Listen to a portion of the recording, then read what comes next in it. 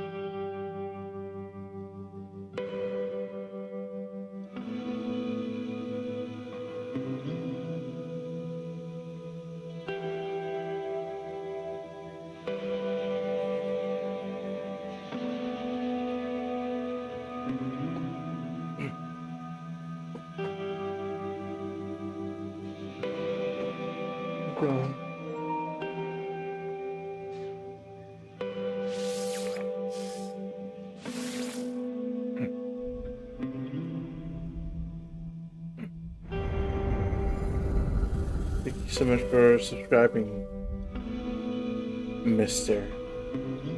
It's been a while. Thank you again. It means a lot.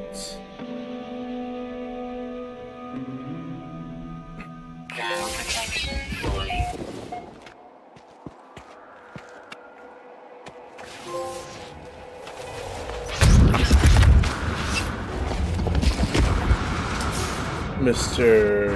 Old Man.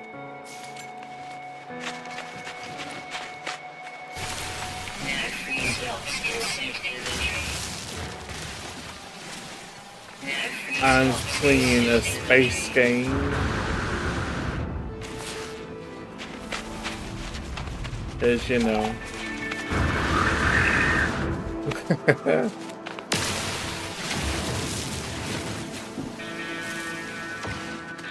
If I were a woman, imagine.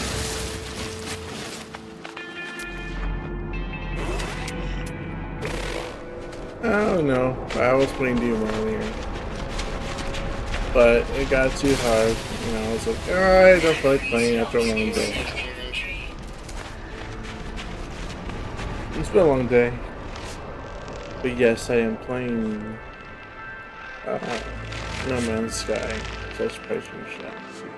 Sky.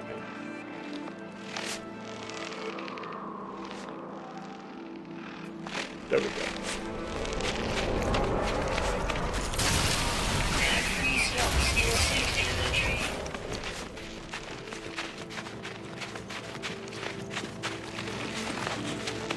Space.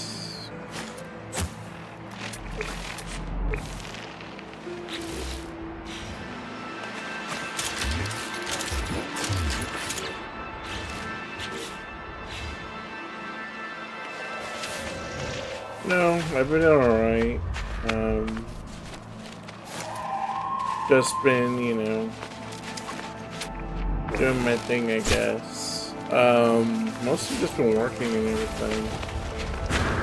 But, you know, sometimes,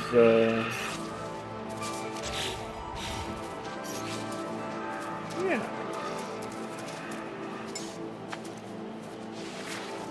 There we go. Someone was just guilty and I just have a...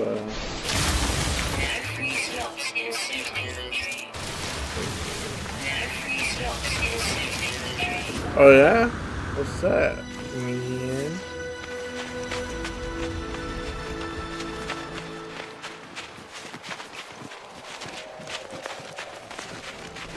Some good news, huh?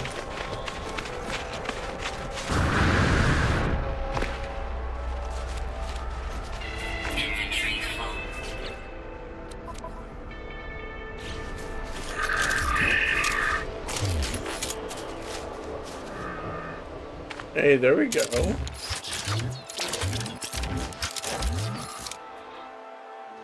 That's good to hear, man. That's working out for you.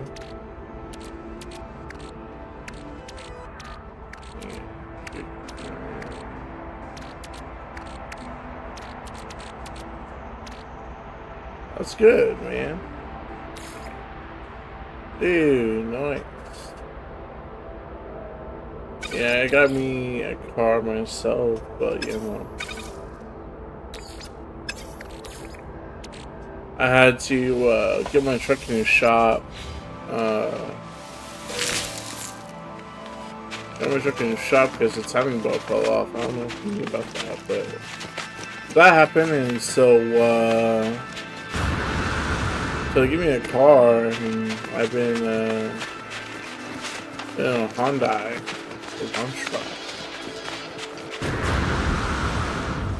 Nice. Yeah, man, I bet. What kind of car did you get?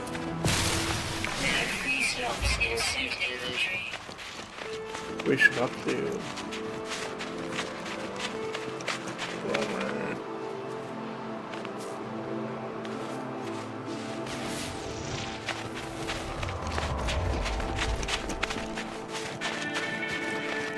Which one you saw a crossover? Oh, nice. I'm surprised you didn't go with like a Bronco or something. A lot of people are doing Broncos. Nice. 14,000 miles. Maybe that's basically right off the lot. Basically.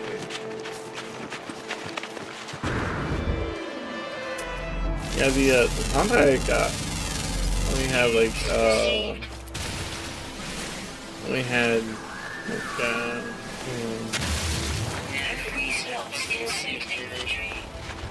only had 48,000 miles on it.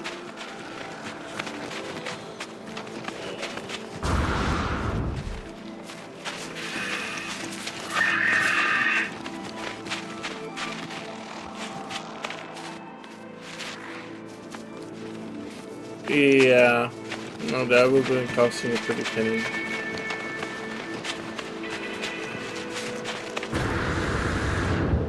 Yeah, I was lucky with the car dealership I got with because they were I only was able to like 400 down, and they were like, hey, don't run your credit anywhere else, like give us some time and you know. Oh, nice.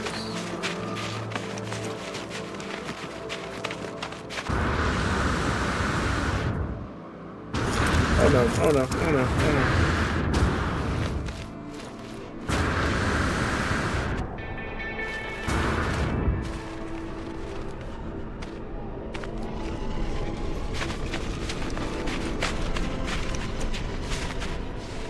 Oh, nice. You gotta get a lump sum check right there, huh?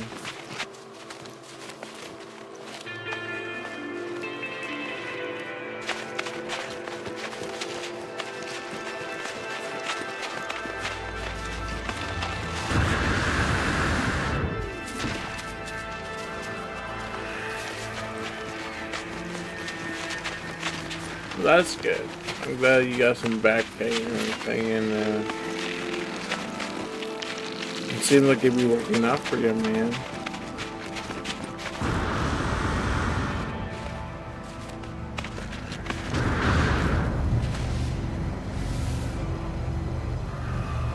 Oh, nice.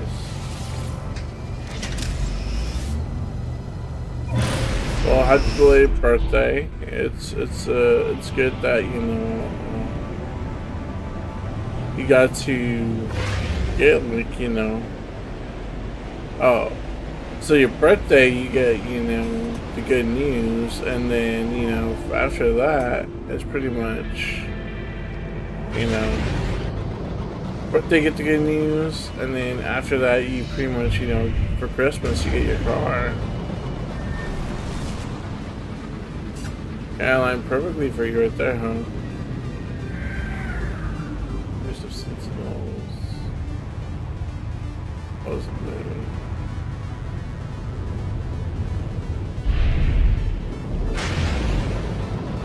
blue? Yeah, something like that.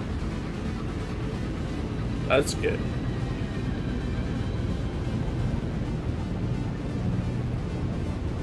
That's what I'm hoping next year for is a good year, and because looking to do the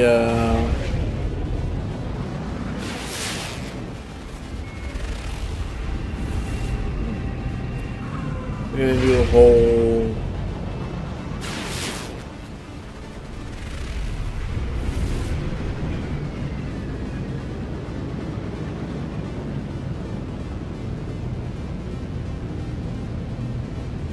oh yeah?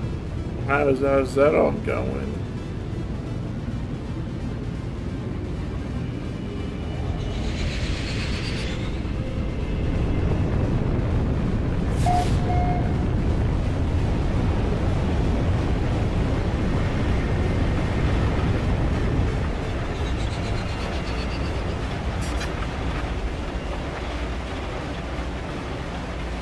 No, man. Again, if you need to, write something in your will, I'm your guy, man. Just write me in your will again.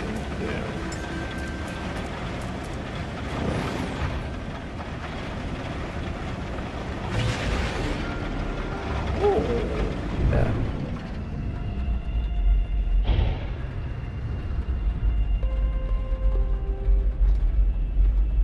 Well, there we go.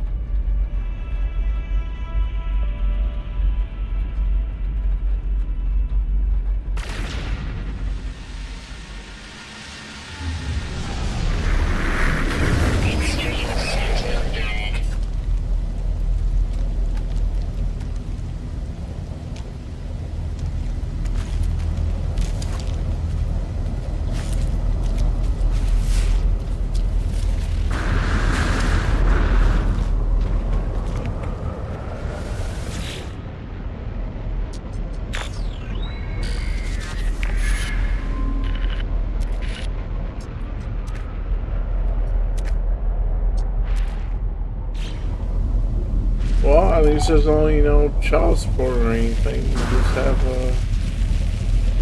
yeah.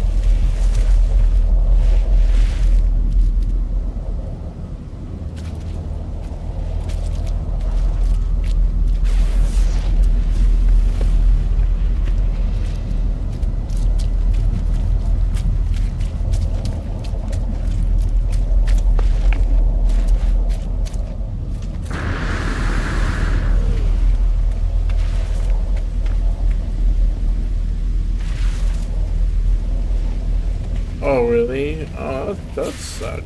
Kinda. I guess.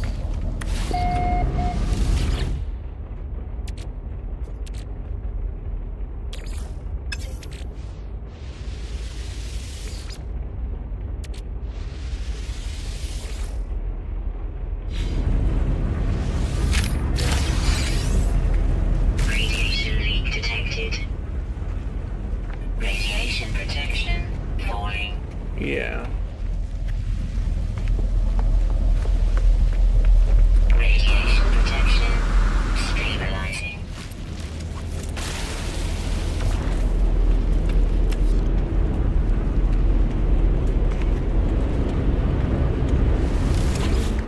Yeah. On the days, I wish you kind of have a kid, but Lord willing, but if it doesn't happen, it doesn't happen.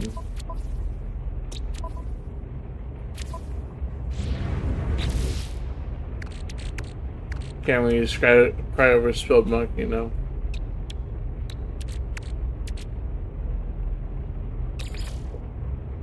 free slots in ship inventory. That's good.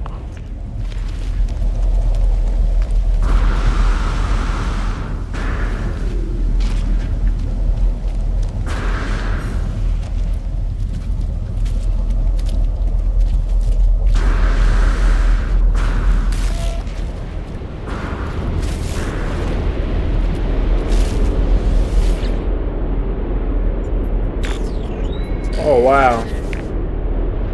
Thank you so much. You're done good. Why would you do that to me? Thank you. I don't even... I mean, mom needs you.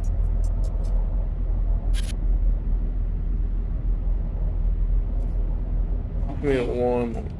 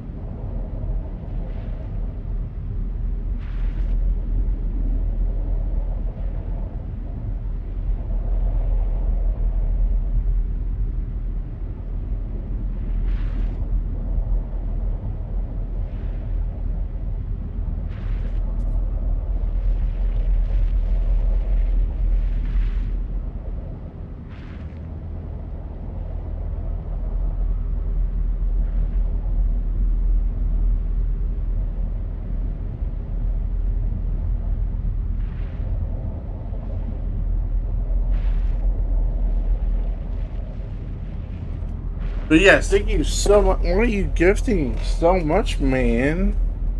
Jesus Christ. Toxic protection.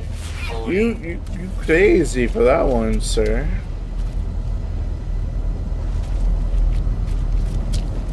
I don't deserve it.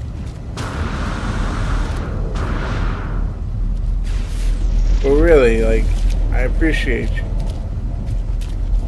But you could be using your money for other people that actually deserve it. You know what I'm saying? He's up there.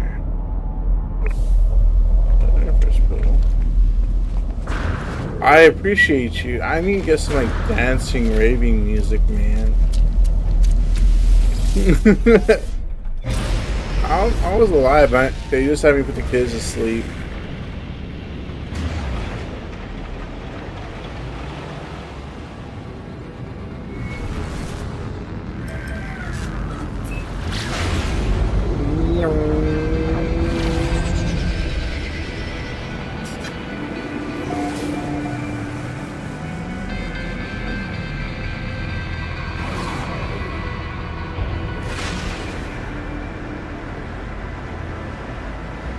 What?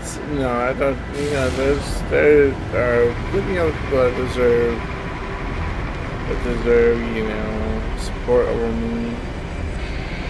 I don't. You have to realize I am somebody like I love achieving things, but like you know, I don't take like rewards and stuff very well.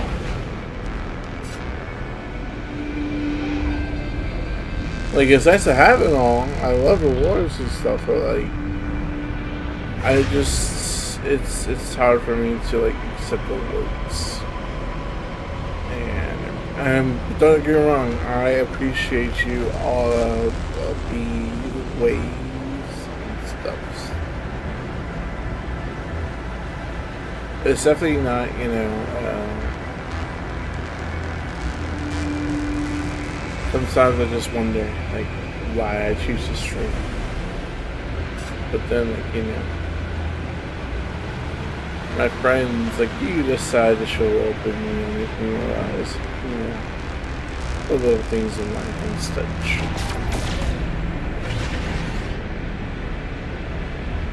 And, you know, I will be streaming a lot more myself, per se. Just, yeah. But,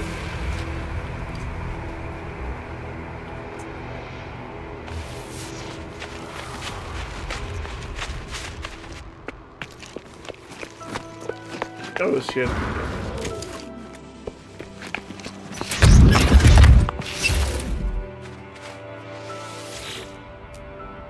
Lifts.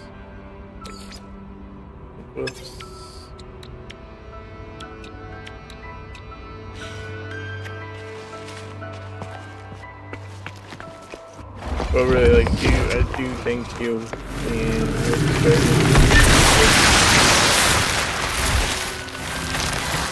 yeah, he keeps talking about that. He keeps saying trees and stuff and you know.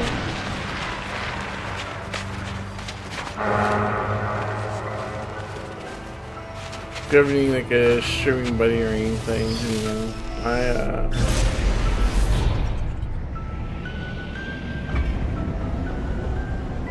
I still keep up with a lot of people, but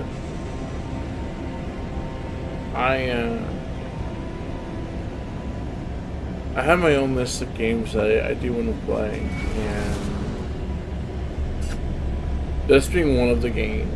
Because in this game, okay, so like in this game, right, I can like literally sit here and yeah, very true. But like,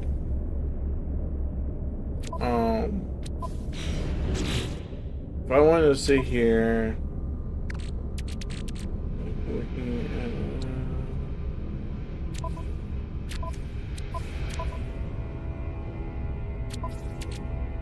What is it? What is it?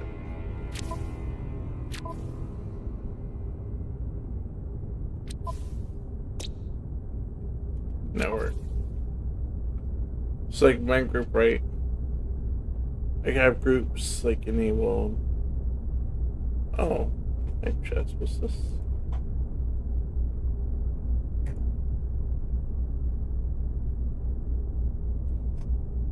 So like I could have groups, you know, and everything, and can join group anyone, and PvP anyone, you know. There's on playlist, but you know, but like let's say I go to it's a most look right, and I do like join friends, and I host this that shit. Right, cross saves are a thing.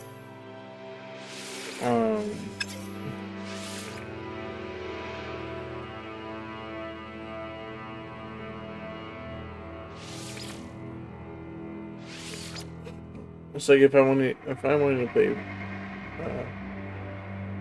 yeah.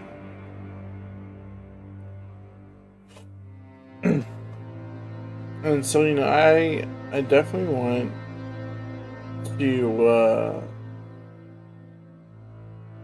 do more games with friends, more than just you know only up and what's it called? You know, the other thing.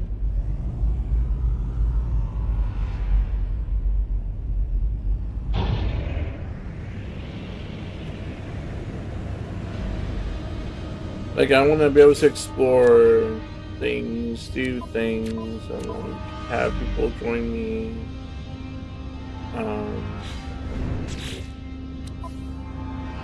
Yeah, just have a good community, and you know, have it where I can like have like my own like. I need to build a server with having people just want to play. Like I don't want to like, keep it very limited with the number of people. And of course, you know, there's me playing Doom, there's me playing, you know, Fortnite, which Fortnite has, you know, up to 5 people now. Arc Raiders every now and again. I'm more so into Tarkov. And, you know, like I have games like Minecraft, Monster Hunter, Fallout, and these of course are games that I've bought and people and everything. Weather warning. Incoming storm. I think I may have bought you. I'm not too sure if I bought you it or not. I think I may have bought you No Man's Sky.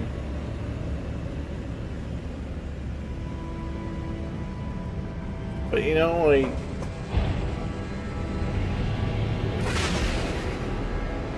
I think I did buy it for you.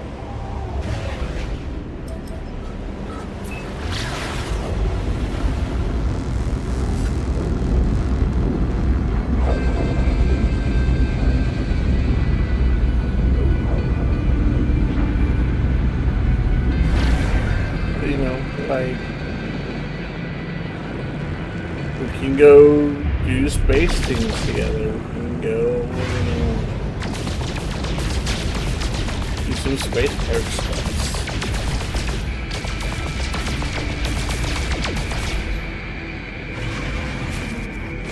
So when I like say I want to like play games,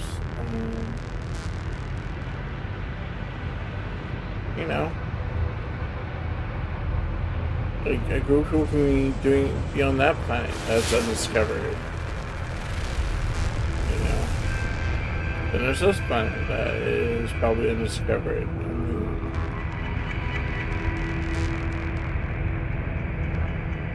You know.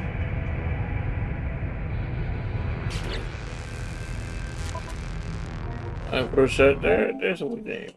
There's so many other games to want to play and do stuff with. You know, because I love FPS and stuff as that adventure as well. You know, Assassin's Creed got Batman.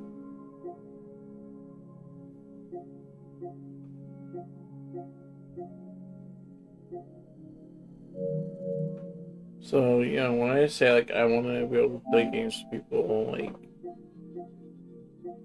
I want to build towards it. It sounds like a lot, but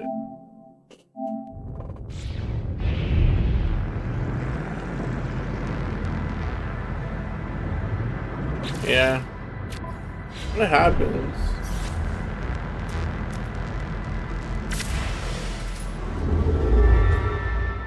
Yeah, it will happen. But you know, it's it's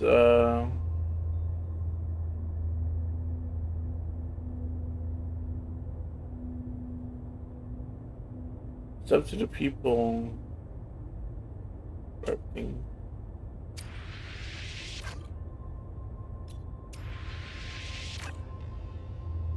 Yeah, I get what you're saying. Like this next area would be a black hole. There's a black hole over here.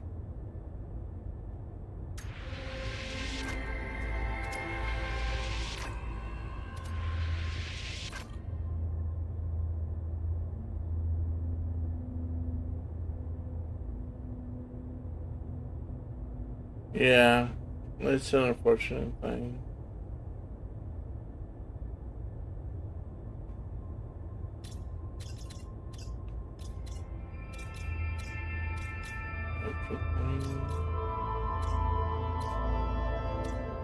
Yeah, I mean, it's an unfortunate thing for sure. You know, whenever things happen.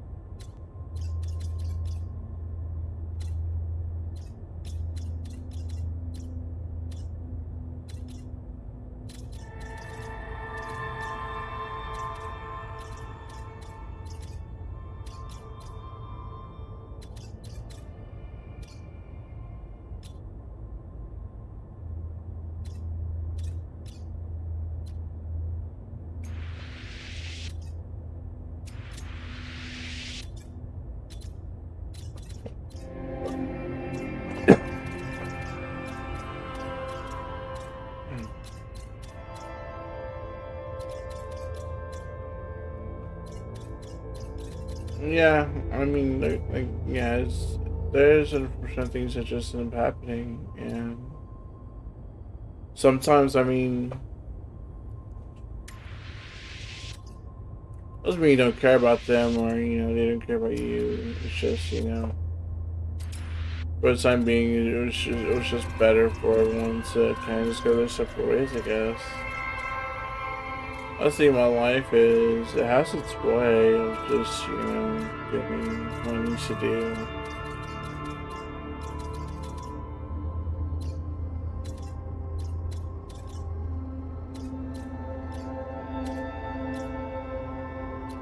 I mean, I think that's why like playing this game is so like interesting, like the concept because. Yes, I know. You need to go to bed. Whenever, you know, you get through life, you realize there's a whole universe, man. Whole universe. And you're just a speck in a system.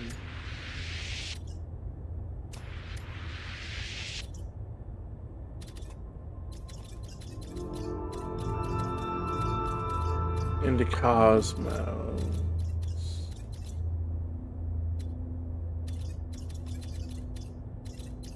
Yep, I know, it's so crazy.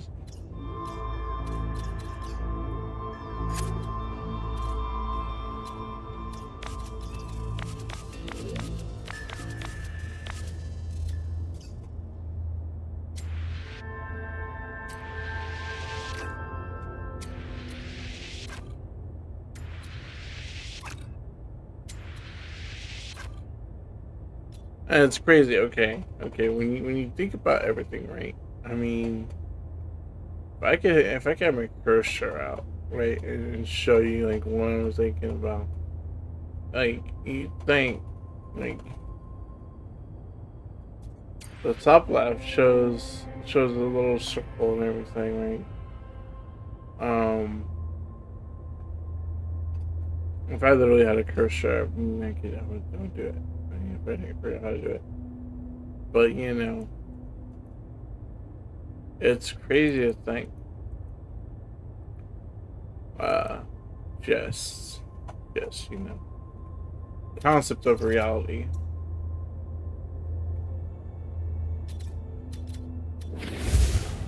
And then you just go, things beyond my control. Might just beyond my control. Just be grateful for the time you had with and shared versus,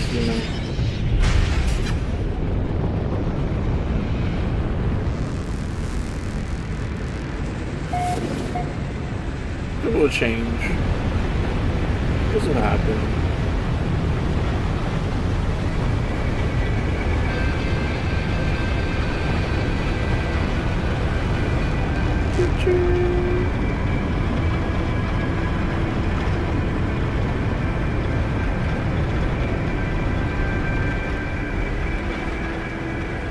I literally have no. I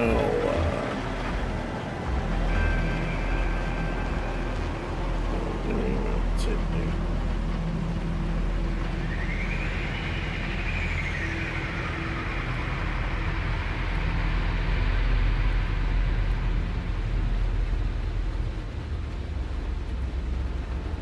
I guess get a little height.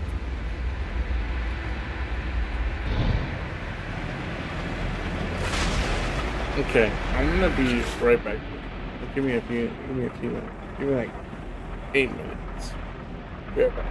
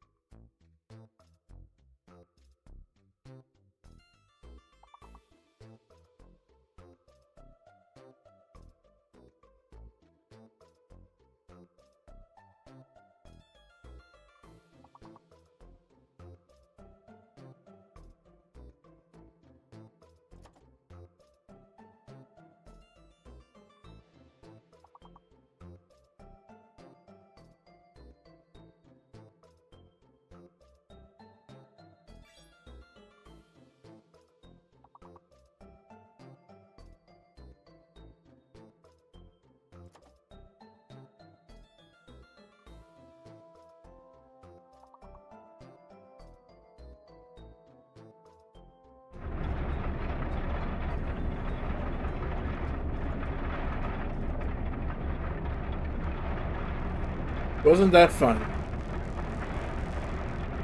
Sorry, no, that was a little more than 8 minutes, but you know.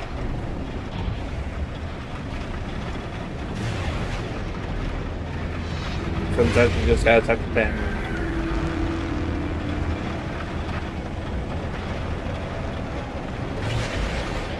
Sail.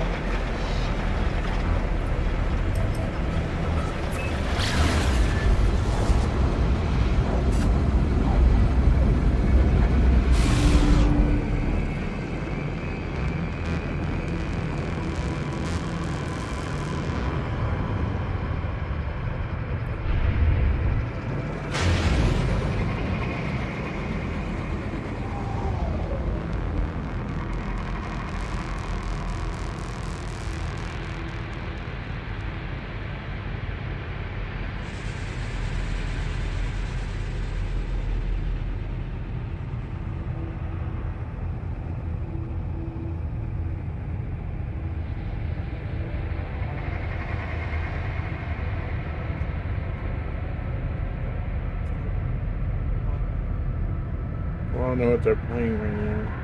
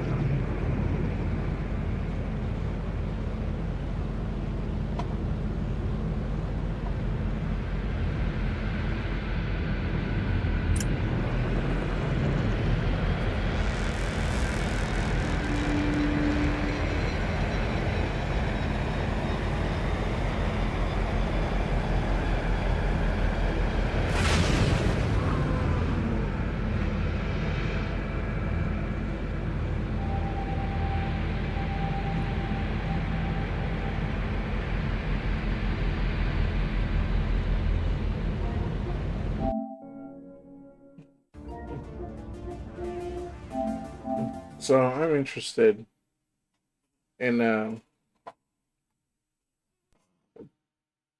doing some just chatting, okay? Mm.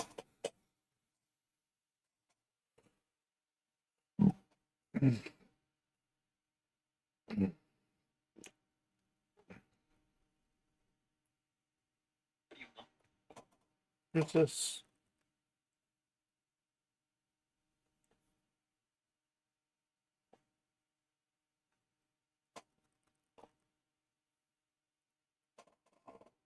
On the list.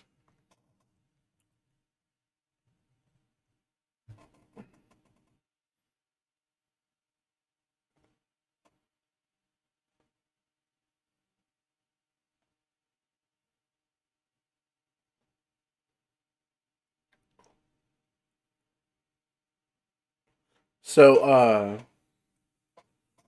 so I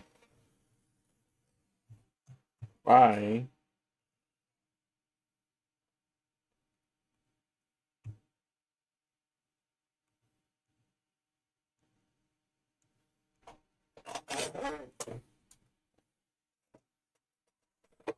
I'm gonna go ahead. Okay.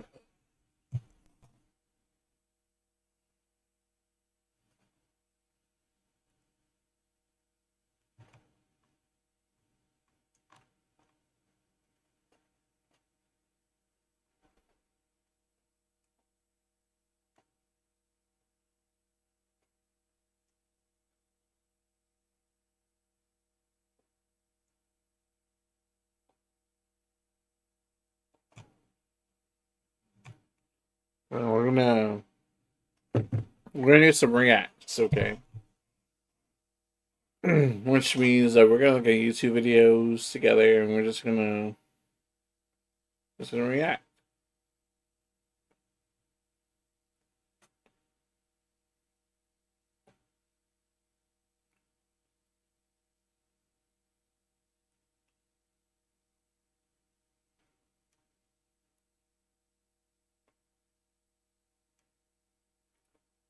Okay, so I'm gonna start with Struggle Mills.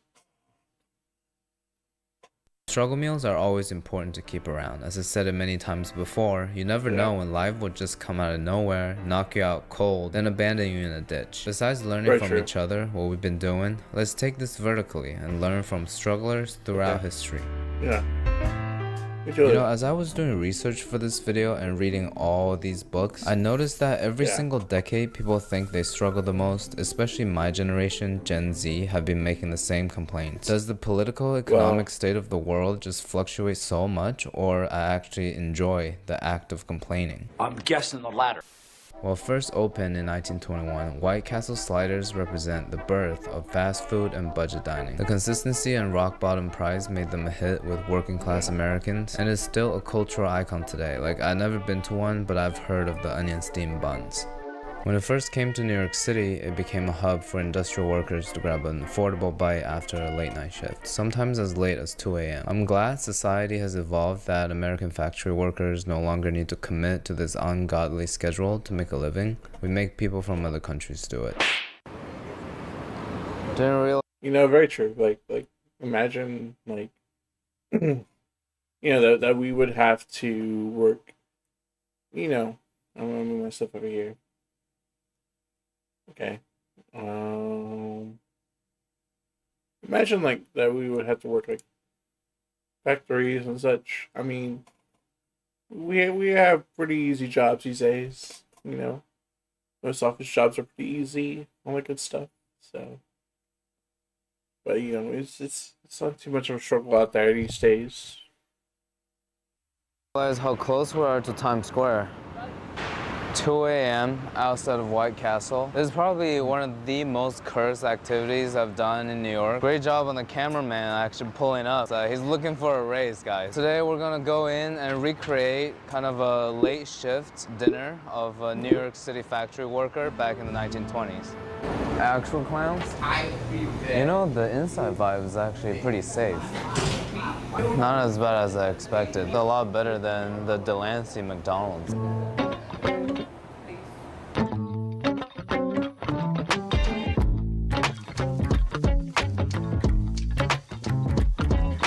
I want to order the chicken ring. I need to know. So we're gonna sit here. I think and, I only had like some crumbs on the table. And didn't we ever have like White Castle like maybe like once ever, maybe twice? I really had it too much, but we'll just say it's all hype. That, you know, it got its hype mostly from the Harold and Kumar movie, but you know, yeah. On the seat there. Grab some napkins to clean it off. There's nothing in here. And I think this is a broken ice machine. And the security is just like facing the other way. Not caring about what's going on out here. Got like a variety of classic burger, fish. Would it be fair to call White Castle the Waffle House of like burger joints? You know? Or what would you think would be like the Waffle House of burger joints? Slider, chicken ring, fries, and the new crispy chicken slider. Let's start. That chicken right there, that looks like it's been, you know, double fried. Like it was sitting out for a while, and you know, and it got cold, so they had to throw it back in the fryer, and now you get this nasty piece of chicken. I bet it's gonna be like hard. I can bet $10 right now that's gonna be hard, and just be nasty. The buns look pretty dry. I don't know. Chicken wings look okay. The fries, I don't know. I love crinkle cut fries. I love crinkle cut. With the classic. Exactly. That looks like a piece of ham. Jesus Christ. At least you can see the steam like come off the burger. You know, that's where it really does matter, is that steam. Because you know, I don't want to be chomping on, you know, some cold burger or something. Alright, let's give it a taste. Alright, but yeah. It tastes like when you're little and you have no food at home, so you just heat up a piece of ham and put it in the middle of a Hawaii roll. Still give it a 5 out of 10. Somehow, these fries are like fresh out of the fryer, but still taste bad. No, get out. They hungry. No, they don't have that. They broke. Okay. Get the hell out. Yeah, it's like official fish, White Castle. Yo, this is actually so good. It's like perfectly Okay. seasoned, like really crispy and stuff.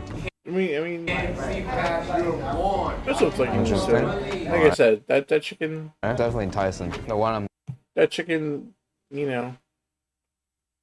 is like Okay, so like, yeah, definitely a fish looks okay. I could probably eat it, but I probably wouldn't want to throw it because I don't trust fast food fish in the first place. I don't trust fish in the first place, but fast food fish, nah, it's not for me. Like you would never catch me like eating McDonald's like fish burger, whatever. You know, or trying to enter and see, you know, like secret menu item. I would never. perfectly seasoned, like really crispy and stuff.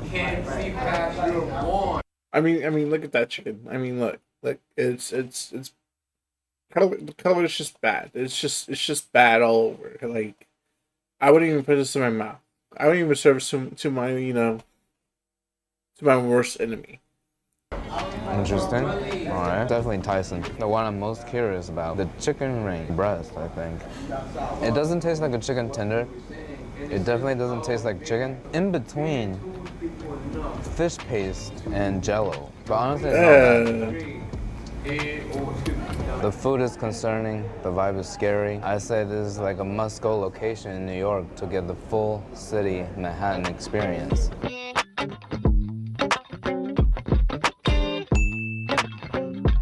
Yeah, no, it's not. Separated by almost 100 years, but I guess America's default emotion is blaming the president for economic downturn. And in this decade, Herbert Hoover be catching them strays. The Hoover stew is using whatever ingredients on hand to make a big pot of mushed up soup. Not for flavor, just to fill up your stomach. I just want to say, this must be one of the worst cases of having a dish named after you. Which reminds like, okay, like that struggle meal, like, yeah. And when you make it into a soup, like, you're really wanting it to last you for a few days, just so you have spoon. And when you make it into a soup, you know, you just think, okay, like, if I need to make more, but I just add more water or add more seasoning, and add more water, add more seasoning, and you know, we got something cooking again, and you know, I can now survive off this for the next few days versus just eating air. And eating this is much better than just eating air. me, guys, don't go around naming questionable dishes Future Canoe, alright? I don't really want to see it. I'm scared. Let me tell you something. Let me tell you something. All right. Let me tell you something. Let me tell you something. This is not garlic, by the way. This is actual garlic that I blended up myself. 1 can of diced tomato, 1 can of corn, the bean water. Okay, I mean, This looks looks so so far like nasty. it. The recipe stressed that we need to use leftover meat. I have some boiled chicken breast. Gang's house. Last step is sprinkle herbs on top. Stew only requires 1 topping, which is Parmesan. I mean, okay, like that's not bad. But I wouldn't have used the roasted tomatoes. I probably would have used actually tomato sauce. Okay, probably would have made more of this into like a pasta. This seems more like a pasta than a soup. Okay, like, yeah, it doesn't seem too bad. You know, onion. He made, depending on the seasoning.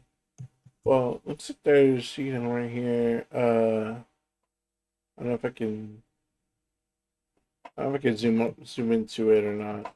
But let's check right here. Half a teaspoon or half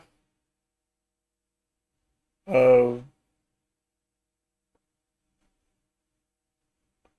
something paste, tablespoon cooking fat, 2 of choice. Okay, like I will use butter. Okay. half an onion diced, 1 clove garlic, 1 quart diced tomato. Okay, calls for this. 1 cup of. Okay, yeah, this is actually his thing. Canned corn, 1 cup canned beans.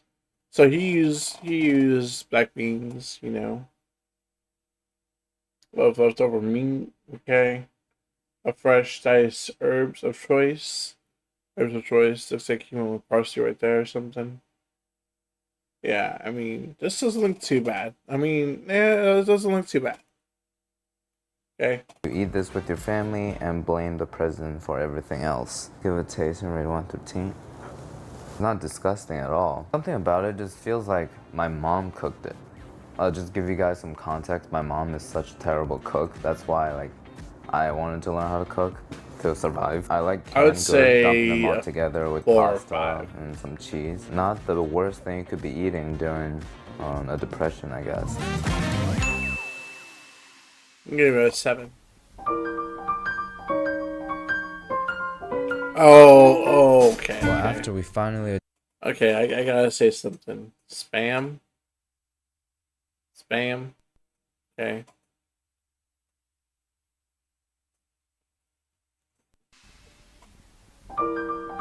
I'll say this. Spam. This guy right here.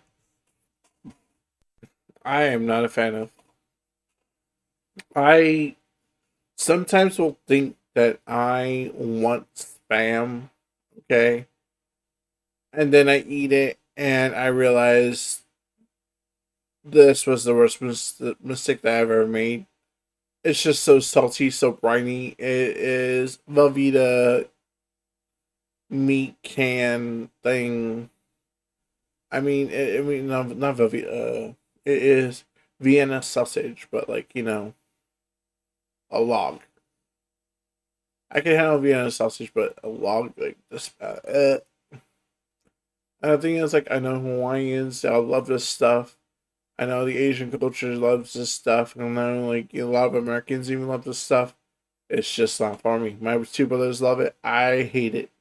I would rather not eat it. And I think one time my brother tried to make spam casserole or something. My mom and dad loved it. He loved it, but I could not. No, I could not. Well, after we finally achieved world peace, relatively, Spam became a superstar struggle meal for everybody everywhere. The long shelf life, cheap price, and the taste, I guess, made it essential for the 40s. And here's a famous jingle from this company. You don't say ham, you say spam. Spam is real spice. Ham, you don't say ham, you say spam. You don't say ham, you say spam. If I ever have kids, I'm gonna sing them the Spam lullaby so they can grow up to be menaces of society. I wonder.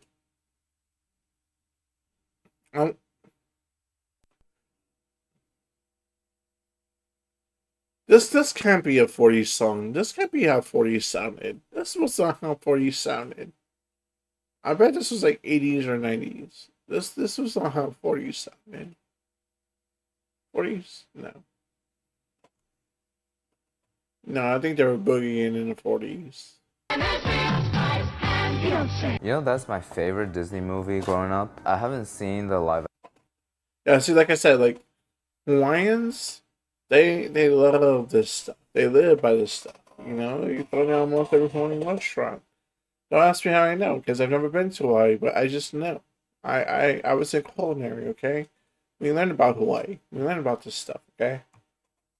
Action movie yet, but I heard it's pretty trash because Lilo doesn't even end up with Nani. Why do they keep ruining our childhoods with these live action trash? It's already. Okay, that is valid. That is a valid point. Why? Why change the formula? Why change what was good? If you're gonna do a live remake or a live thing, follow the storyboard. Follow for what it is. Make the characters actually look like how the cartoon was. Make it just so very similar, like it's almost a 1-to-1 copy ratio. you know. Otherwise, you're just pushing your ideologies and all that good stuff. And we don't want that. No, thank you. No, thank you. You're really fatty, so I want to like render some of the fat out. You know, Spam is almost as fatty as bacon. I can't believe some people like fry this in butter. But I don't really see people cooking with Spam anymore though. Only in Korean cuisines. I feel like Koreans put Spam in all of their stews. Just American meat and Korean That's strange. I wouldn't eat it. stew. I see a lot of couples. Well, I guess if it looked like this, it would look like ham at that point. As long as it didn't have that like spam taste, I guess I would try it. But Like that in New York.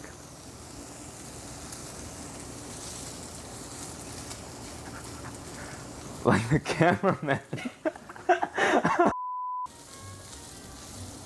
Oh shit. 5-second rule. And you see how much fat it rendered out? Push towards the center, but also scrambling them. The residual heat's gonna finish the scrambling process. Oh, no, here. Get back here. This one's more than 5 seconds.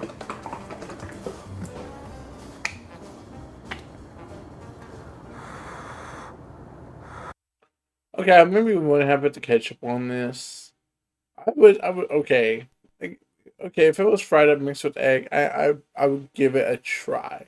I would give it a try. I wouldn't. I would give it a try. Okay. Not saying I would love it, but I would give it a try. But I would wait to put the ketchup on. Spam is very salty, and the egg kind of coats it and balances it a little bit. Very easy to make. Goes well with the ketchup. I'm gonna give. I would probably add pepper, because pepper would kind of balance out the saltiness as well, and give it more depth. I feel.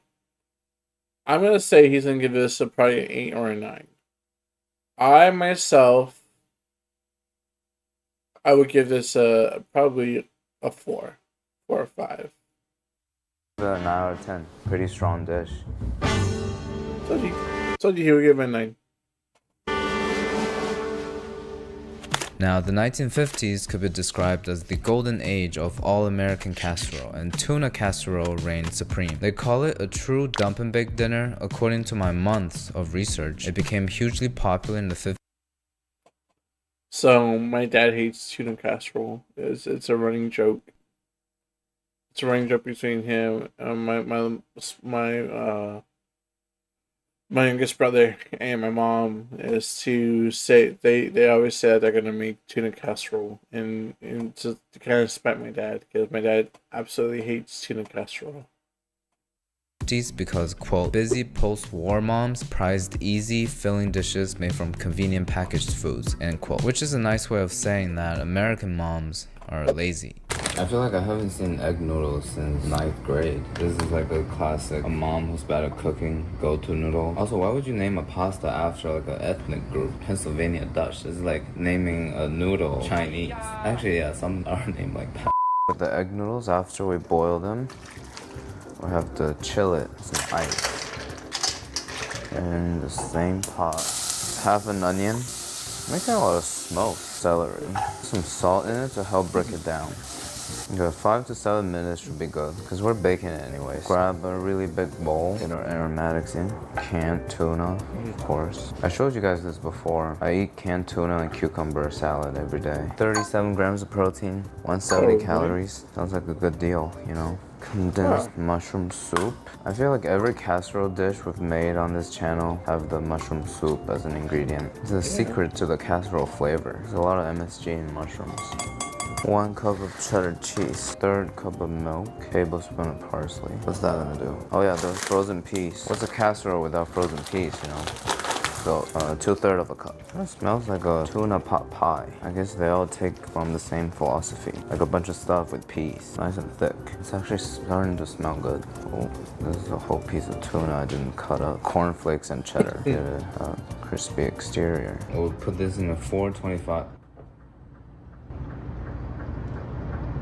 man. What can you do, you know?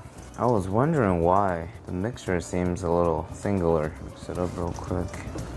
That is thick, yo. Do a little more milk. Now this is looking like my daily dinner. Okay, one more time. Cornflakes right on top.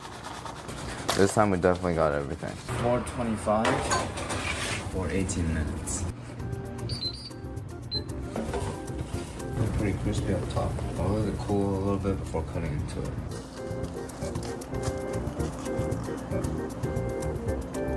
Look at that. It's like staying together too.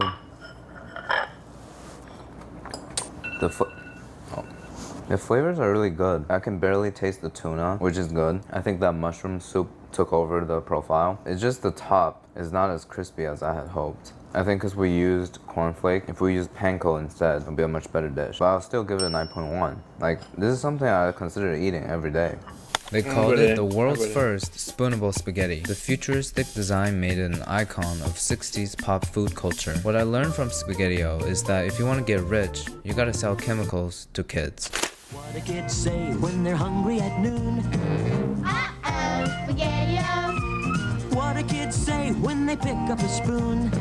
Uh-oh, SpaghettiOs. What do the kids say when they have Spaghetti-O for 5th time this week? Oh, mom and dad, get your shit together. They're having steak at Tammy's house.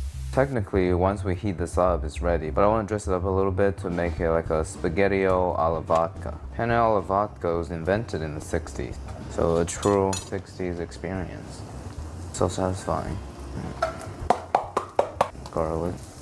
Gotta go in with the Belvedere. Alright, let me turn off the flame a little bit so I don't burn my eyebrows. Don't want to set the smoke alarm up again. Well, the alcohol is really hitting my face. Spaghetti-O. Well, it's definitely stuck. Spaghetti-O was originally designed to appeal to kids. It's sort of like a futuristic shape. The only thing futuristic about Spaghetti-O is that it kind of looks like the aftermath of eating too much spaghetti. We'll add some heavy cream. When the simmer reaches the center, we'll turn off the heat and grate in a lot of Parmigiano Reggiano. Just mix that in. We can officially charge this for 34 bucks at Carbone. So liquidy. To make it even more gourmet, let's rip some basil on top. Okay, a little more cheese. Wow, this is a lot of care into Spaghetti-O. Making sure we get some of that herb. It's kind of hard to grab. I think we need to whip out. I lick my spoon. Yeah, that's right.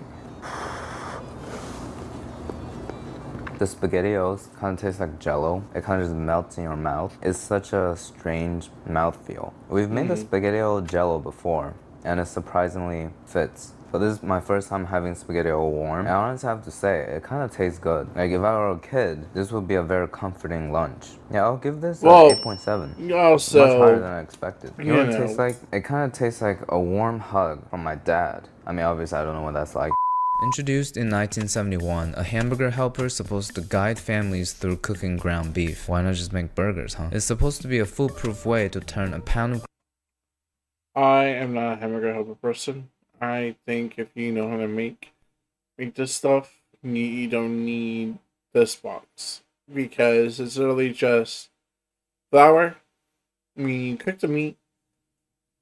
Then you render the flour out, right? You put the flour in, you render it out. And it's all the seasonings that you basically just input with the meat. And then you make it into a sauce. And then you boil some noodles. And you mix it just like you would do a spaghetti.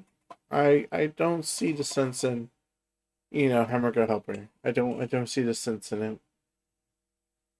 Ground beef into a whole family dinner. They say foolproof, but it's never future canoe proof.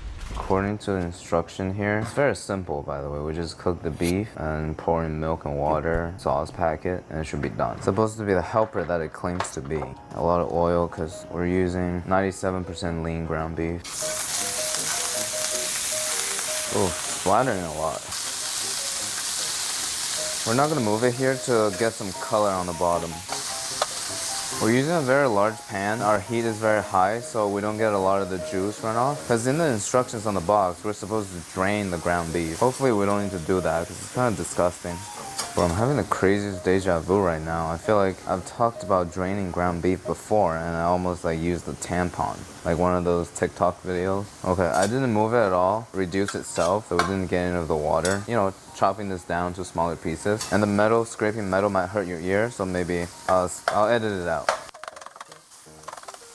Scraping beef with a fish spatula.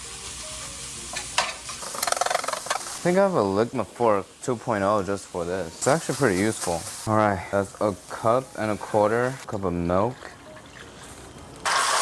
The sauce they gave us. Smells like Kraft. And it's sticking a little on the bottom. So while stirring, we want to bring it to a boil. You know, a watch pot never boils, so I'm gonna look away so it boils faster. We'll reduce the heat to medium-low. Cover it up and set a timer for 8 minutes. Yeah, right here.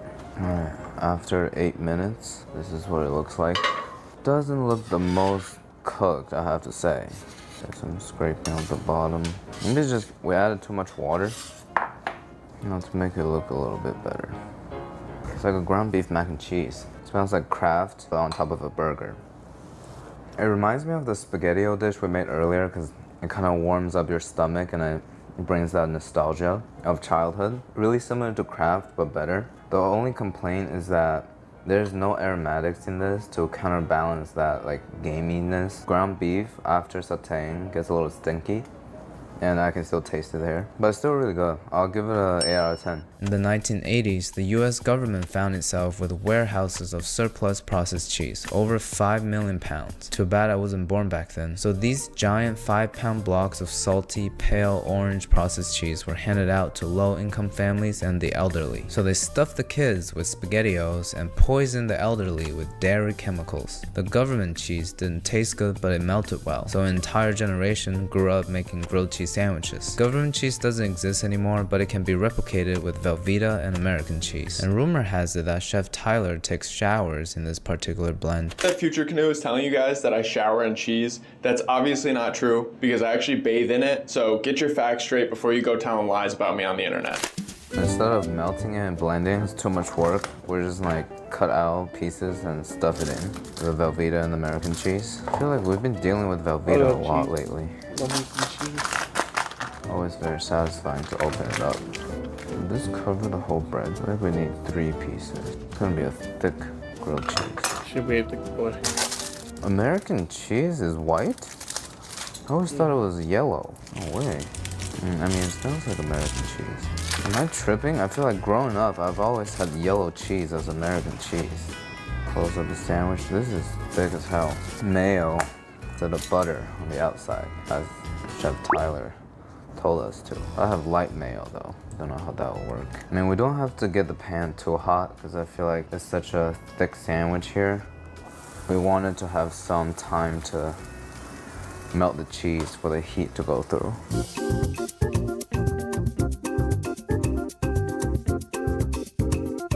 Time to check on the side.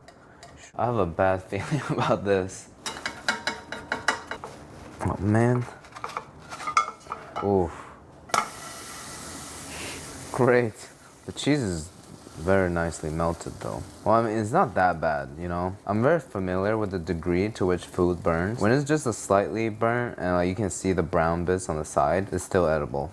Trust. I feel like it's sticking a lot because we use light mayo and there's like very little fat in it. Yeah, that's not too bad. Almost feel like this side is, you know what? This side is not better. See if we can get a cheese pull. Nice. A little bit. Okay, when there's no tomato soup, well, there's a SpaghettiO. Let's move that aside. Some ketchup. It's very cheesy. That cheese is really hot. It melts so well. I have to say, officially I've decided, this is my favorite cheese blend for grilled cheese. This is like how a grilled cheese is supposed to be like. Such classic flavors. I'm gonna have to give this a 9.5. Like one of the best grilled cheeses we've had on the channel. By the 1990s, instant ramen had ascended as the unofficial food of broke college students everywhere. Cheap brick ramen could be found for as little as 10 cents back in the day. Now it's almost $1. What makes instant ramen great is its versatility. A canvas with an invitation to creative toppings is like a beautiful piece of art for environmentalists to pour soup upon. Today we're here at a Japanese market, Sunrise Mart. We're gonna grab a cup of noodle, jazz it up, and recreate a workday lunch break. Last time I was walking in, right when I was about to open the door, Casey Neistat just like jumped out. It's kind of a jump scare. See how these like really beautiful townhouses? I wonder what kind of people live in those buildings. Must be an artist studio or something. Or just rich people's downtown house for their lovers' affairs. I didn't expect there's so many types to select from. I think we're gonna go with the stupidest or the most basic looking one. So not this one. These are like the fancy ones.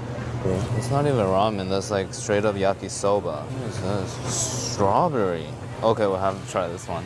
And then for our main one, let's go with the Hello Kitty spicy noodle soup. I think a plate of meat and some type of vegetables would be good. Since we're microwaving, probably want to go with something thinly sliced like that, or like the shabu shabu slices. Or obviously we gotta have an egg. Let's go with the smallest egg they have available.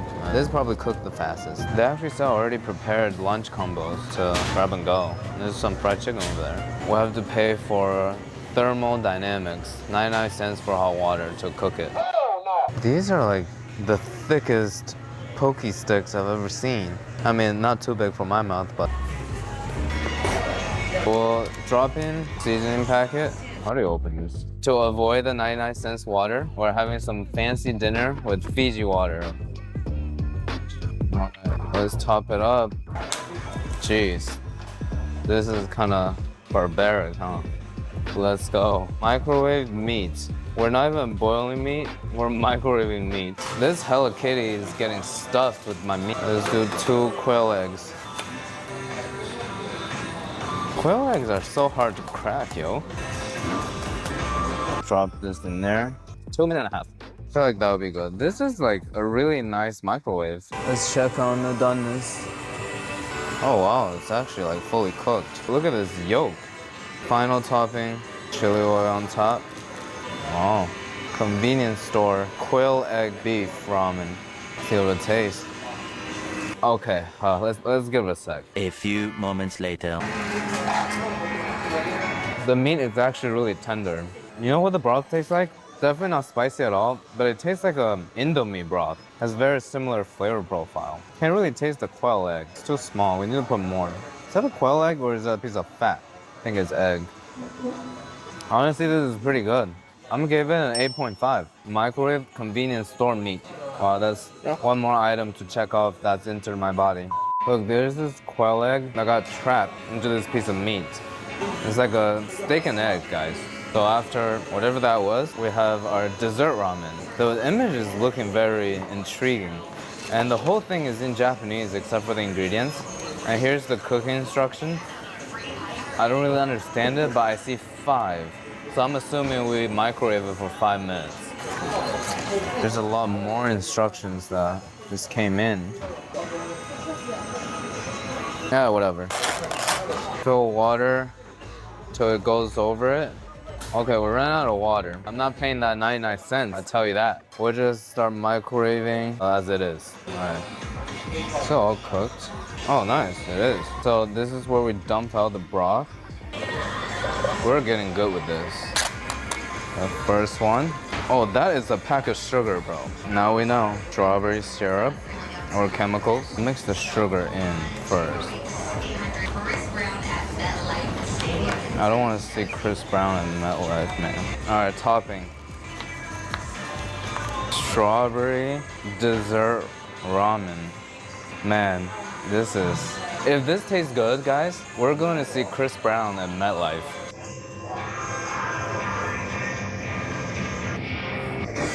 The most famous fast food menu has to be the McDonald's dollar menu. During the early 2000s recession and the '08 financial crisis, Americans could count on the golden arches for a $1 double cheeseburger, fries, and McChicken. Now, with inflation punching us in the face as usual, McDonald's changed it to a McValue, which serves you smaller portions for 5 times the price. The only purpose now is being the prop of Warren Buffett and Bill Gates' publicity stunts. Off Delancey Street, I was just told this is called the Crackhead McDonald's. Who logs into a McDonald's, bro? I actually love these self-ordering screens because like I don't feel like talking to people at all in any McDonald's. But we're looking for the McValue. Let's do a classic double cheeseburger. $3.99. Jeez.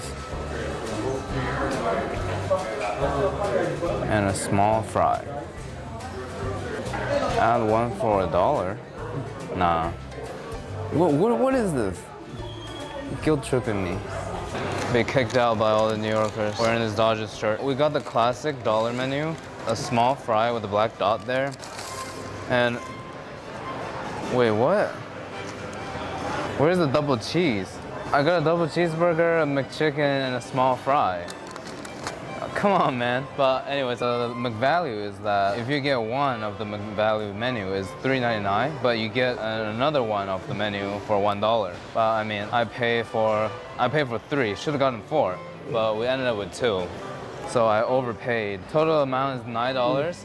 I paid $9 for this, guys. It's supposed to be a McValue dollar menu. This just teaches us that money doesn't buy happiness, but money buys calories. The McValue menu keeps getting more expensive, but the portion size keeps getting smaller. Chase it down with some fries. Very soggy. The actual dollar menu ended back in 2013. Since then, they rolled out $2 menu, $3 menu, and eventually the McValue. So gotta love the ambiguity with words when it comes to pricing. Honestly, I don't think the portion size of the McChicken got any smaller. It's the same as before. I actually do remember a time after middle school, I'll go to McDonald's and get one of these for $1.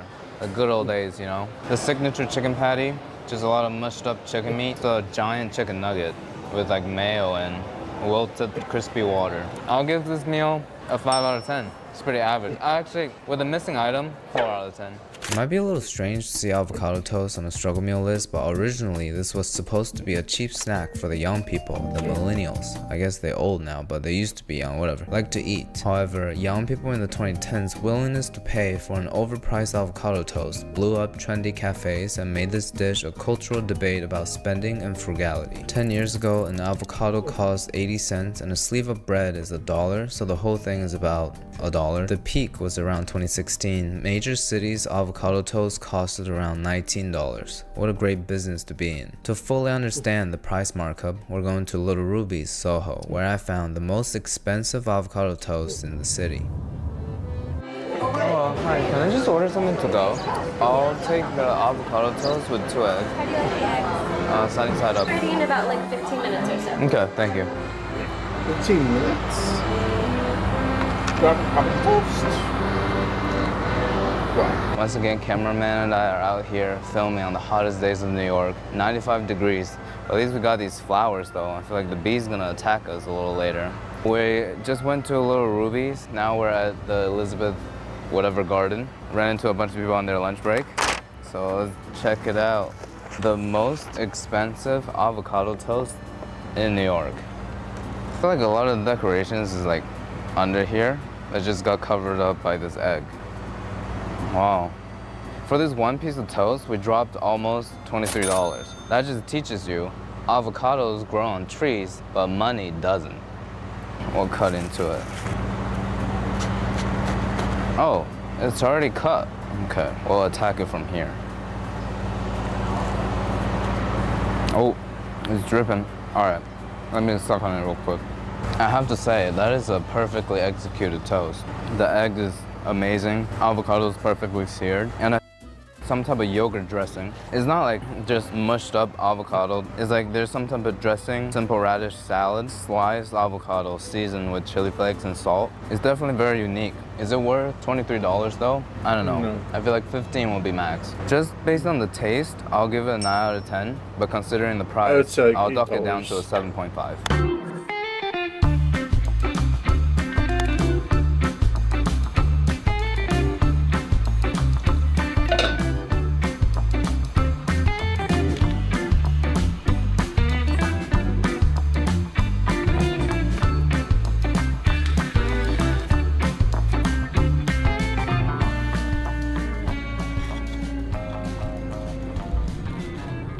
What a bad toast, huh?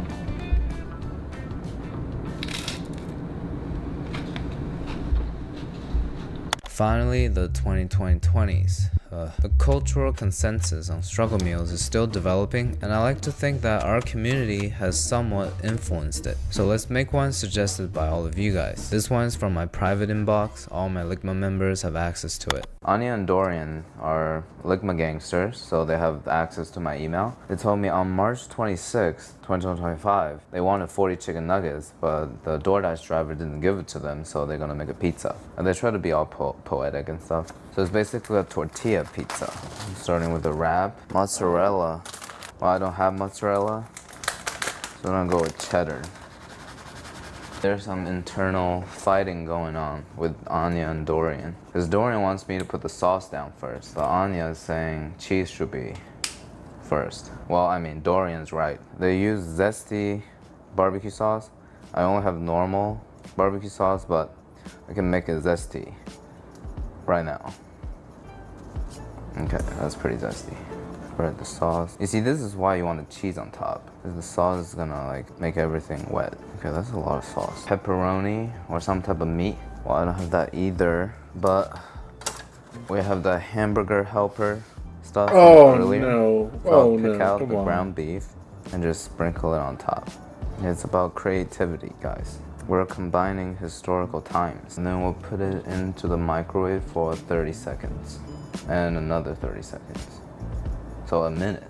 All right. Why didn't you say that earlier? This is it. Dorian and Anya. Let me give you a piece of life advice. You guys should smoke less weed. So we're supposed to cut it in half. We'll cut a slice. I should have done it in an air fryer, I feel like. All right, let's give it a try.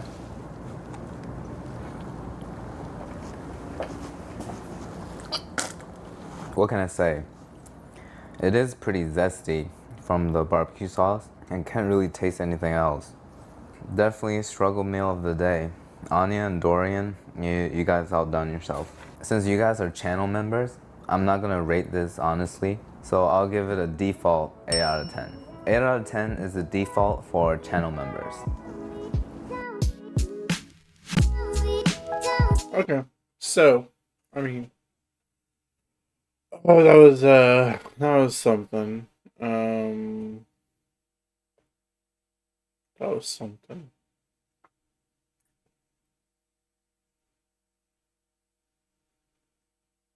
I'm about to spend $250 in the next 5 minutes buying the cheapest tech. tech on the internet. And I'm not talking trash, I'm on a mission to find the hidden gems of the internet. The stuff that genuinely makes your life better for barely any money.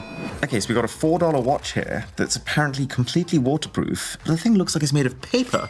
Wait, so you can buy Bluetooth earphones with active noise cancellation, a touchscreen display for $7.93?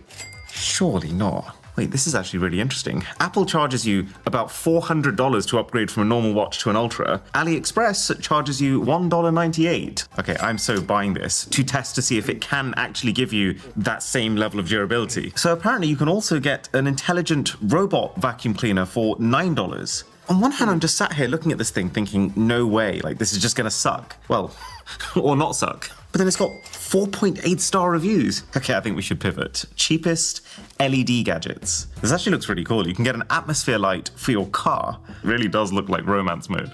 Wait till you tell her how much you paid for it. Someone's selling an infinity dodecahedron for less than $25. We bought one of these in one of our previous buying videos, and I'm pretty sure I paid between $300 to $500, and the effect was mesmerizing. Anime LED light painting. Oh, I think I get it. So you've got a predefined drawing on this canvas, and then it seems like you can configure the lights behind that drawing to change how that drawing looks. If it actually emits enough light to be a lamp too, then that's a very cool product.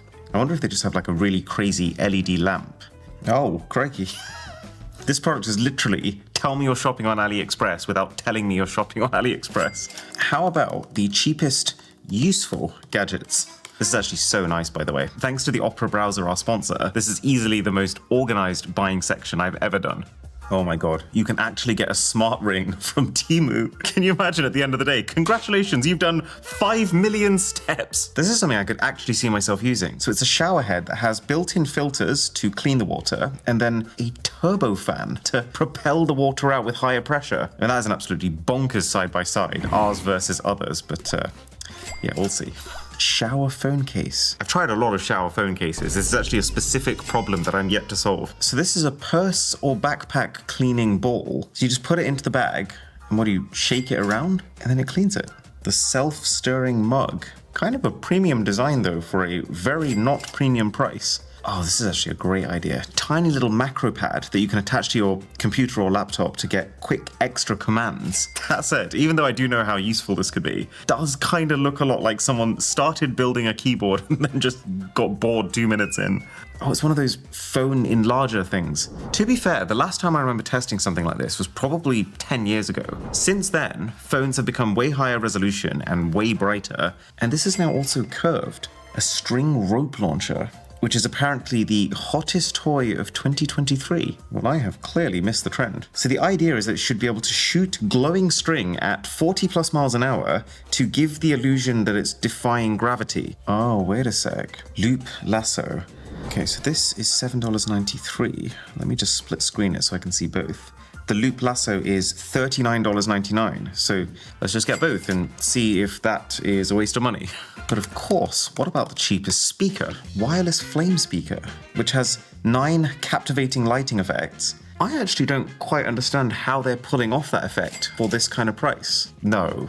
Xiaomi 16 terabyte flash drive, and it's $6.36. 777 reviews, 4.6 stars. I mean, either just the entire review system is broken, or there's something to it. Oh, yes, I completely forgot. Food gadgets. This is where the fun begins. Ah, the Crimpit wrap sealer. So it's got these serrated edges, and something about the way that they connect seals off any wrap that you put inside. I just found a very interesting looking sandwich maker. I think I'm going to stick to the Crimpit. And check this out, I can actually see using Opera's tab traces all my most recently visited tabs because they're highlighted underneath. Link below to download the Opera browser for free. Trisha, Yeah? I'm getting hungry. They always say don't shop when you're hungry. Oh yeah, they do. You can get a slide for your pizza. Why does pizza get to have all the fun?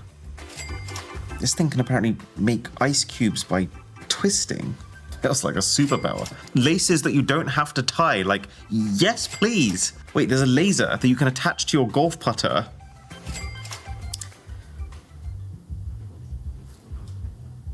Kind of looks like one of those machines that shocks your abs into existence. Smart glasses. I mean, there's no way, right? $32. Well, that was quite possibly the cheapest shop we've ever done on this channel. So let's find out if my bargains were as big as I think they were. Everything is here. All 24 gadgets on this table right now cost us less than $250 in total. So let's test them to find out what's trash and what's treasure. With the single best product winning a permanent position in our new studio's Hall of Fame. Oh, and we're getting cheaper and cheaper as we go. Starting with the editing, I guess. Kicking things off with the $34 smart glasses, which come in a not bad little case, actually. I was half expecting a plastic bag. And they also look surprisingly fashionable. But what exactly makes them smart? Because there's no app, there's no cameras on them. It's just speakers and a microphone. So if you were sitting right there and I was having a listen on these, you can hear everything, can't you? Right, so it seems to use micro loudspeakers as opposed to the bone conduction like the best audio glasses have. So it's not as solo a sound experience as you might want. I just don't get it. Like, I don't get why anyone would buy a pair of glasses that don't help you to see, they're not prescription, that don't protect you from the sun, they're not sunglasses, and that project your music to the 10 closest people in your vicinity, while not even sounding all that great to you. Just buy a pair of earphones, dude. Definite trash. I have really high hopes for our wireless flame speaker though. If this thing delivers on the promises of good audio plus advanced lighting effects for $30, it's going to be such a sick gift recommendation. Oh dear, the thing feels so light. It feels like a Happy Meal toy. Oh my god. Bluetooth mode. It's literally the Wish.com national anthem. Oh, but it's actually way, way better than I expected. I just kind of assumed I would be disappointed. It would just be some sort of vague glow effect. But this is like actually convincingly fire. So I imagine what's happening is there's an LED strip at the back with, by the way, multiple lighting modes. Oh, the blue. Blue's incredible. And then that LED strip is effectively firing through some sort of rotating cylinder on the inside to give the illusion that it's moving across the speaker.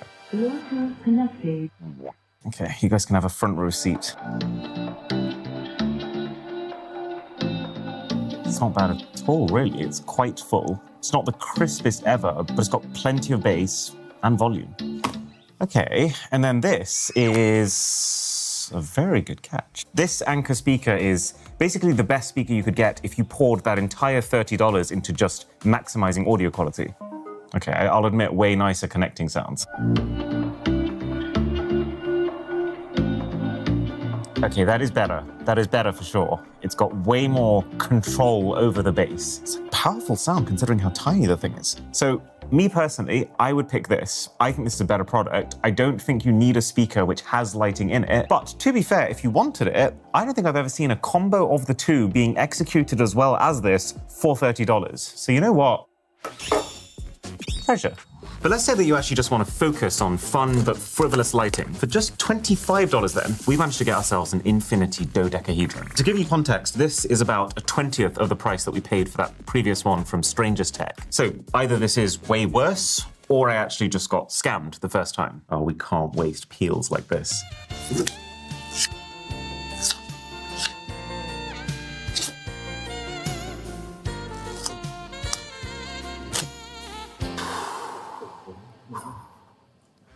Okay, moment of truth. Ooh. Wow. I would say the Infinity dodecahedron effect itself is every bit as impressive here as it is on one's many times the price. This is absolutely mesmerizing. And it does genuinely feel like you're looking into this void that continues forever. The only two compromises are A, the one that I expected, which is that the internal lighting isn't as bright. It's less of a lamp, more of a prop. And then B, the thing that I didn't anticipate is the fact that the mirrors, I suppose being so cheap, are ever so slightly warped. And because the effect it's trying to create is so precise, you do slightly notice that imperfection. But at the same time, the impact you're getting here for $25, it's hard to complain. It's basically a set of 12 one-sided mirrors that allow you to see in but that reflect light internally, all combined with LED strips running across each edge. You know what? I am a happy customer. There you go. That's a treasure.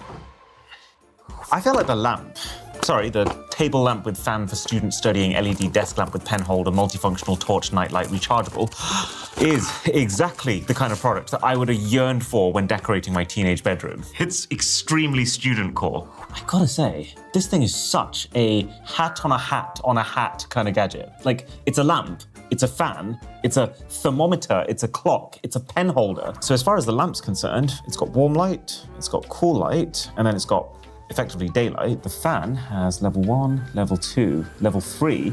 Yeah, that's about as much air as you're gonna want blowing at your face midway through a Zoom meeting. But also, every single thing is adjustable. Like, this moves, then the actual lights themselves move, then the whole structure moves, then even the pen holder, you can transfer it from one side to another. It's like part teenage gadget and like part something out of a James Bond movie. James Bond really likes stationery. Nice. One thing I will say, though, is the thermometer on this thing reports 25 degrees Celsius, whereas it is 23.7. So it's one of those gadgets where you can trust the things that you can see, like the fan, the pen holder, the lights. You're not going to want to trust its temperature readings. It feels cheap, it is cheap, but it does a lot of things that you would want done on a desk. I'm going to say treasure.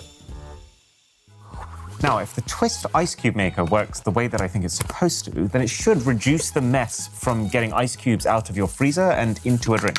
Wow, this thing looks like something else entirely. So you make ice as usual in this tray, you place that tray into your Twist contraption, and then... Okay. That actually worked. I mean, it makes sense. What's happening inside of this is that the cup twisting is deforming the lattice of ice created by the tray, causing the cubes to fall out. It's really just a less feral way of smashing your bag of ice cubes against a counter to break them up. But, I mean, not Boring.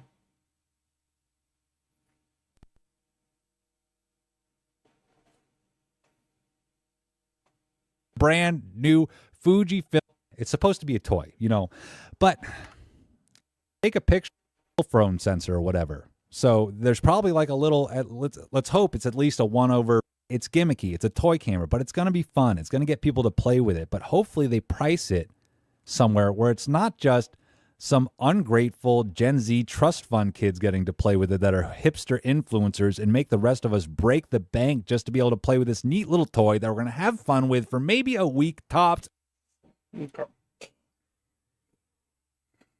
That's pretty interesting here. I'm getting way too tired. I am sleepy boy.